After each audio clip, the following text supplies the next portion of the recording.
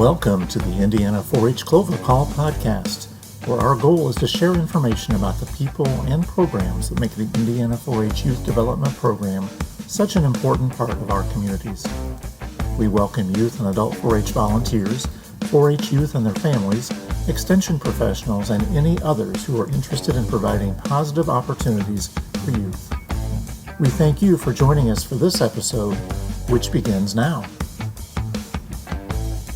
I'd like to welcome my guests here today. We're talking today on our Clover podcast for our volunteers particularly about what is 4-H inclusion. My name is Liz Beiersdorfer, and I am the 4-H educator in Dearborn County. My name is Kati Sweet. I'm the 4-H Youth Development Extension Educator in Hendricks County. And I'm Adam Tyler, and I'm the 4-H and A&R educator in Fountain County. Well, thank you both for being here. And one of the reasons that I asked Adam and Kati to be part of this podcast is because I know that both of them have done some things specifically to help work with inclusion, our 4-H inclusion. And I do want to recognize right at the top that we realize inclusion is more than just ability or disability. Inclusion, when we talk about 4-H, is socioeconomic circumstances, race, ethnicity, gender preference, all of those things. Today, Kati and Tyler and Adam and I are going to talk about ability and disability and how that affects our 4-H programs, especially during meetings, activities, or our fair. We'll start with letting Kati share a video. This comes from the Opportunity for All that shares a little bit about what inclusion is and why do we need it.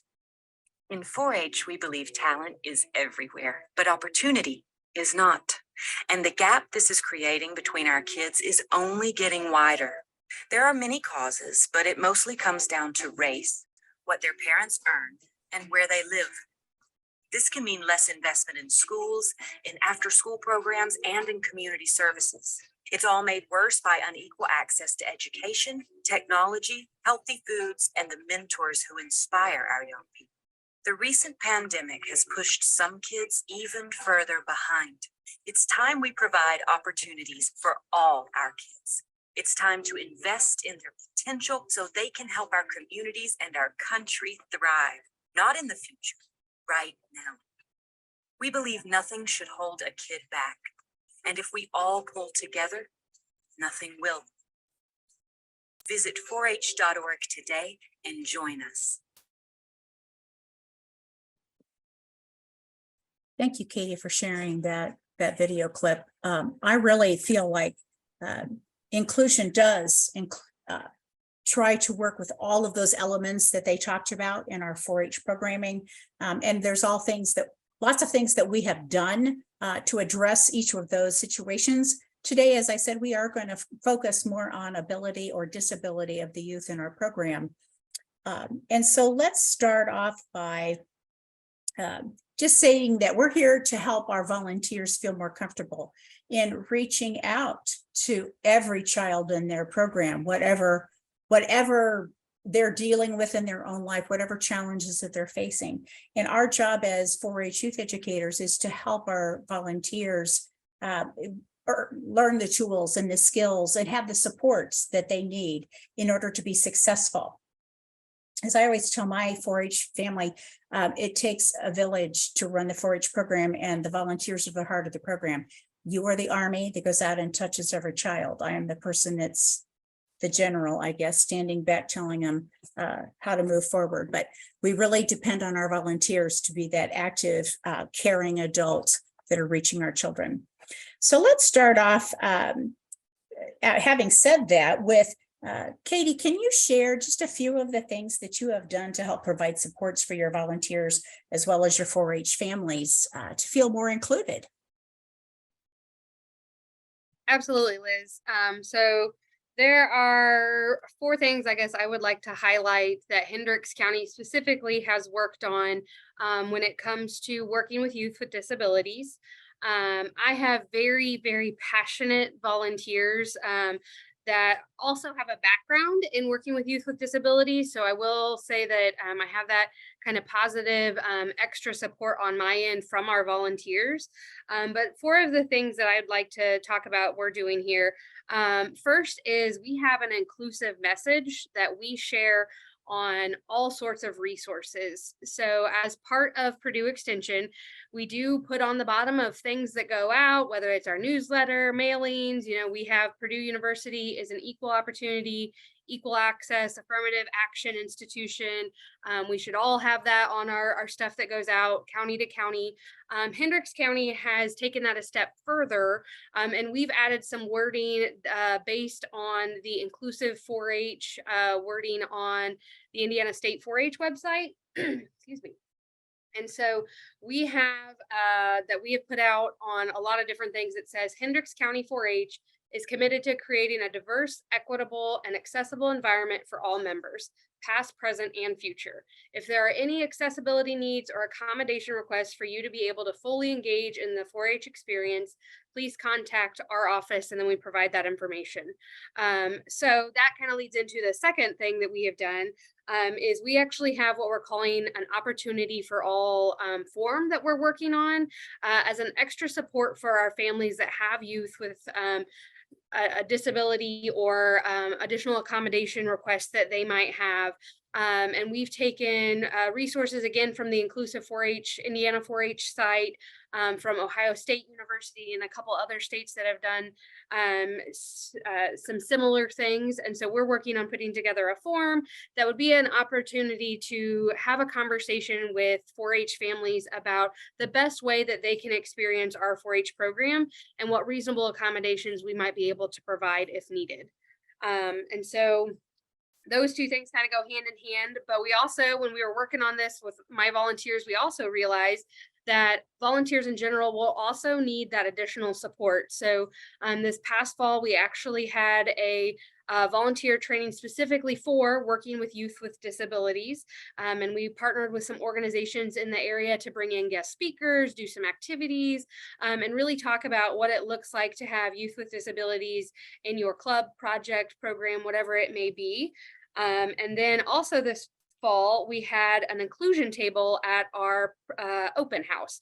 So during our open house, potential 4-H members and current 4-H members got to explore different projects, areas of 4-H, lots of hands-on activities and stuff. But we made sure we had a specific table for inclusive 4-H, where we had volunteers, staff that were able to talk to families about, again, what this might look like for you and your families, and how we can best support our 4-Hers. So those are 4 of the things that we've really tried to do in Hendricks County. And I know we'll talk about this a little later, but this really stemmed from our Disability Inclusion Day at the Hendricks County Fair that we have been doing for the past couple of years, but I will talk about that here in a little bit.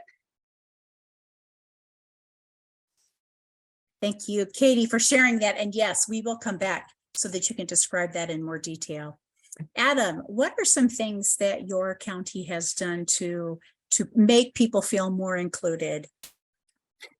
Thank you, Liz. Yeah, I think the biggest thing that we've done here is just really get that communication started, and one thing that we found is that, we have parents that have youth that, have a disability. One thing that we've really tried hard to do is just begin and bridge that communication with those families to kind of eliminate that fear. Like, they weren't 100% sure if my kid can do 4-H, can my kid go in the arena? Can my kid do this project? And one thing that we've really tried hard to do with, our volunteers is not be afraid to start that conversation. If you have a parent that has a child, start that conversation. Let's see what we can do. Let's not say no, let's find out how we can make it a yes, and we've had really good success with this. And one thing that we found too is that when we start that conversation with these parents, so many of these parents are like open books. They've been through so much and they've seen their kids and they know some accommodations, they've been through different opportunities. And then I've learned things, and it's been really neat just talking to some of those parents because they can give us examples of things they've seen. opportunities they've heard from others, within their communities. And we're able to take that and be able to bring that into the program and maybe use that tool in a different way to where we're able to, help them out. And it's really exciting to do that. But and also I think the big thing too is just letting those parents know we're here for them, but also we're willing to listen to them has really helped kind of get that excitement going with those families, because now all of a sudden it's like we have a voice. And I think, when we look at inclusion, and really including everybody, yeah, we're including those kids with disabilities, but also we need to think about those family members too, because how many of those parents and family members, they didn't really feel like they were included because they were the parent of. And now we're bringing them into the conversation and they appreciate it because now they're not only able to help their child, but they're able to help others. And that's been really exciting just to watch those adults just be able to help. And it's neat because, some kind of were like, well, I don't know, can we do this? Yeah, we can do it. Let's figure it out. And we've actually seen, additional kids and additional families come into the programs because it's like, I think we're beginning to eliminate that fear of, the what ifs, but let's see how we can make it happen, and I love it. And it's been really exciting to see the journey and see where we're gonna, where the future is going to lead us. I'm really excited to see that. Oh, I'm so glad to hear that piece, and that get it done attitude. Mm-hmm. That's really what 4-H educators are all Mm-hmm. about, is let's get it done. And then our task is to help our volunteers, work with our volunteers and our families to make it happen. And I know volunteers, as I said before, they're on the front line. They're the ones that are greeting these kids and these families. And I would just share that if there's any volunteer that doesn't feel comfortable in having that conversation with a family privately, you can always contact their extension educator to help with that process and to make it easier for everybody. And I know Kati mentioned their opportunity for all form, and that's a little bit more formal. That might be an easy way for some volunteers to approach it. Others, like in my county, we don't actually have a form, but I always encourage my volunteers to talk to those families and ask those same questions. What kind of accommodations do you need? What are your expectations for us? And how can we help you make this be a better experience? Hey, Liz. Yes. Can I add on to that? I was gonna say, and I think the key thing here across all of our experiences is that communication piece, because we as educators don't know what we don't know, and our volunteers don't know what they don't know. And so we're all on the same team. We all do want our 4-Hers to have a good, positive experience and have that opportunity to grow and learn. And so I think it's just being willing to have that conversation and not making assumptions either, going into the conversation and making general statements to the whole group of how 4-H is an inclusive environment, and they don't have to be experts on any certain topic, whatever area of inclusivity you're looking at.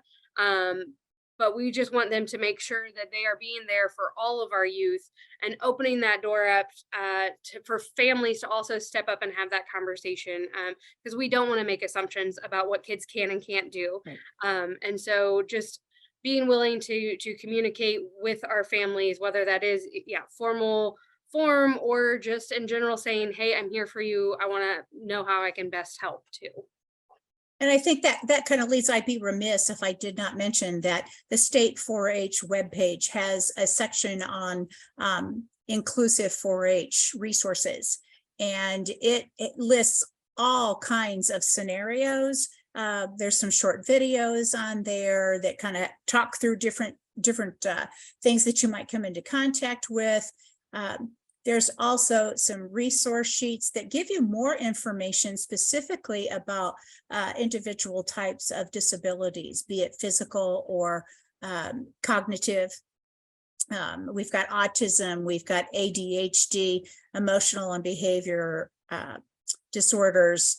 And then we also have some resources in there for more prevalent medical conditions that you're likely to have to see with your kids, like asthma, diabetes, and so forth, as well as some less prevalent cerebral palsy, cystic fibrosis, epilepsy, and so forth and so on.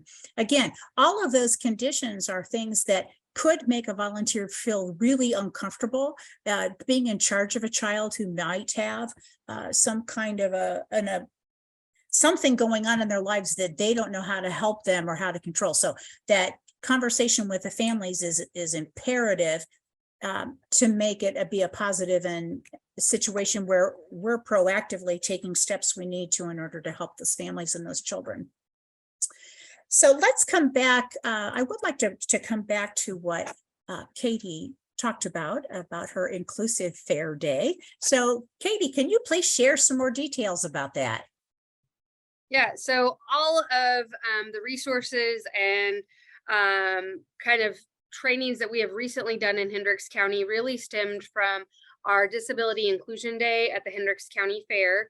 And this was an idea put together by a small group of volunteers that, again, are very passionate about reaching all audiences, specifically families that have youth with disabilities, because they have worked in a field there or they have education in that field. And so it's something that they're just really passionate about. And so a couple years ago, we kind of did a small test run with a local organization, and we had about 30 participants come participate in like a 2-hour window during the fair. And during one of our quieter days, we had some booths set up where they could see different 4-H projects. We worked with our ride company to be able to do carnival rides with lower lights, lower sounds, and like slower rides instead of the really, really fast ones. And so that was really awesome. And then last year, we really ramped it up. We got more volunteers involved. We reached out to more organizations within the community and asked for support and assistance. And I mean, they turned out. It was awesome. We had more than 350 participants this year. And so what our day looked like was we had a flyer that we had created that we tried to plaster everywhere. I mean, social media, different organizations, and it talked about all of the things that people would get to experience with our Disability Inclusion Day. And so that was free admission if they had that flyer to the fair. They got a free gift because we had a check-in station. So they got a free gift that was from our 4-H council. It included information about our 4-H program. And then we had fair board people there to help with different aspects of the fair. We had different stations that they could visit throughout the time. Our carnival again was on board. And so we had free rides for the participants so that they could ride with less lights, less sounds. And we lowered our sound system volume over the fairgrounds entirely that day. We had extra people at our demo garden to be able to answer questions and talk about our sensory garden. We had 4-H members in one of our rooms that had a lot of different like STEM activities that were very hands-on. A couple of our community partners worked with us to turn one of our offices or like our conference room, a small conference room, into a sensory room for the day. That had free water in it, and it had, beanbag chairs and all sorts of different fidgets and anything that they might need to be able to release that energy as needed. And so it was a really awesome opportunity to not only get people to the fair, but to also talk about how 4-H really is a place for you and for your family. And we want to make sure that we are open to everyone. And so a lot of people think 4-H, so they think the fair. So that was kind of our starting point, I would say, of which has led to deeper conversations, deeper evaluation of our program. And are we really being inclusive, or what should we be improving on? Because we had such a great turnout for that. And we got such great feedback from parents, and several people returned and were invited back to our 4-H open house in the fall, because we asked for, if you want more information, please fill out this. And so we had several people say, I didn't even realize I could do 4-H.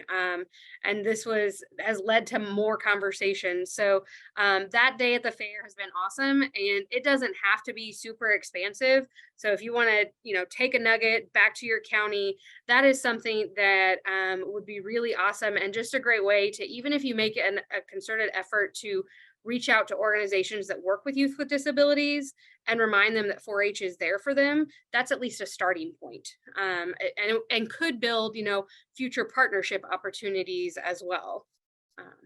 Yes, and I totally agree. Thank you for sharing that story, because I feel like our volunteers that are listening are going to be able to pick out something that, hey, I could maybe take this and make this work, or something that they could take back to their educators.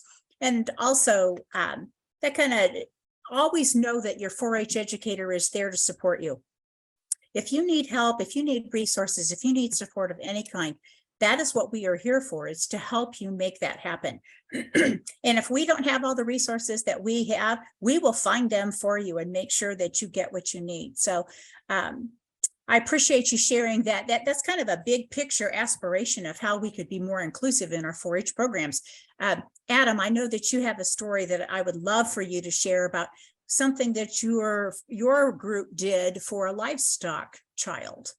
Yes, we had a few years back, we had a young boy. He's an amazing kid.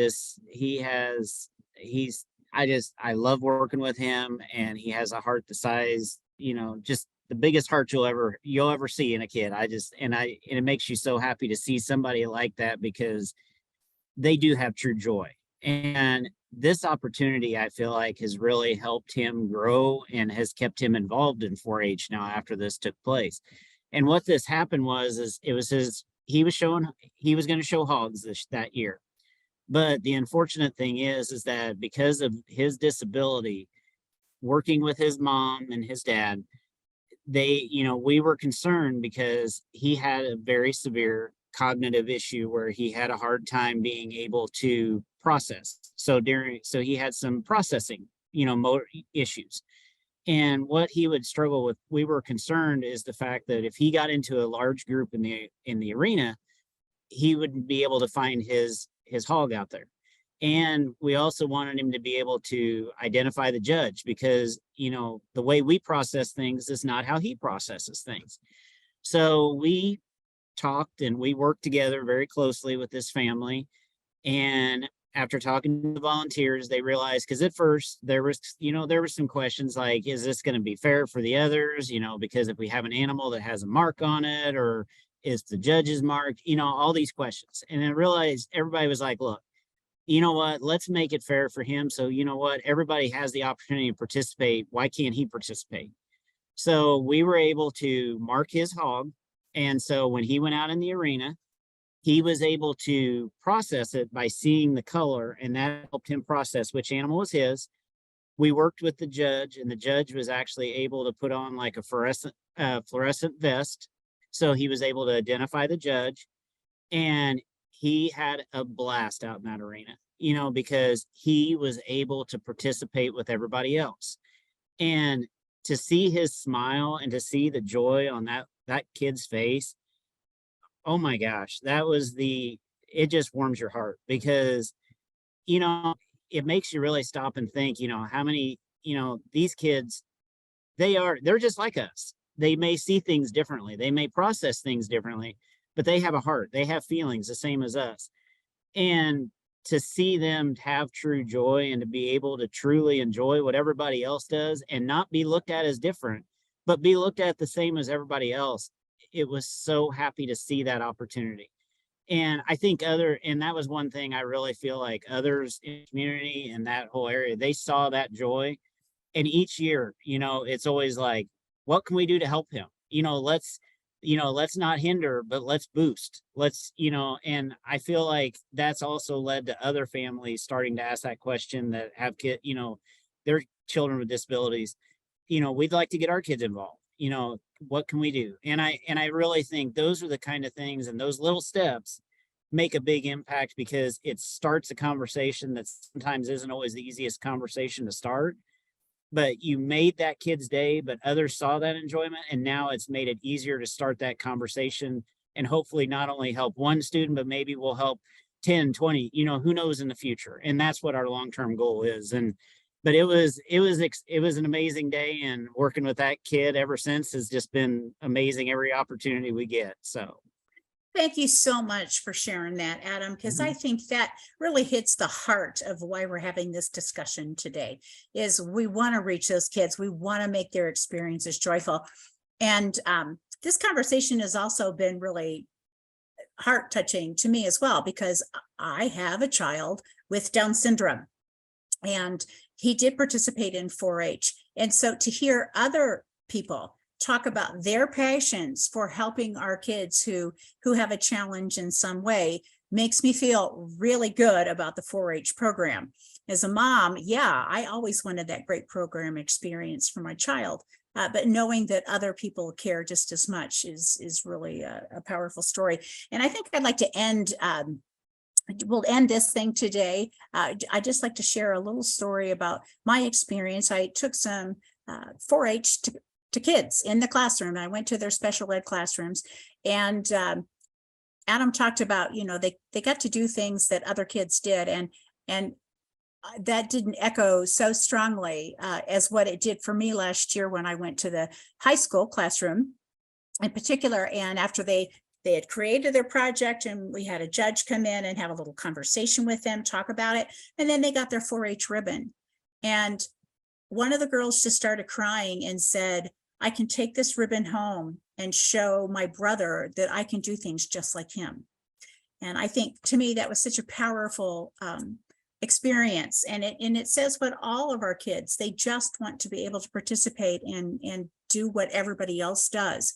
And so what are the small steps that we can take in 4-H to make that happen are going to go a long ways towards making all of our kids be more open and welcome. And as Adam says, and Kati says, brings the whole community together to support. So does anybody have any final comments? Otherwise, I would like to say thank you to Kati. Thank you to Adam for being here with me today.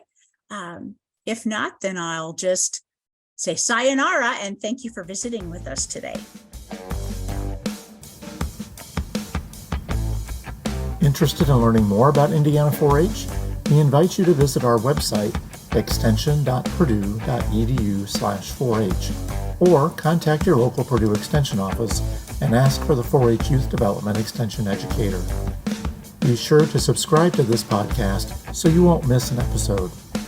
We look forward to joining you again on the next Indiana 4-H Clover Call.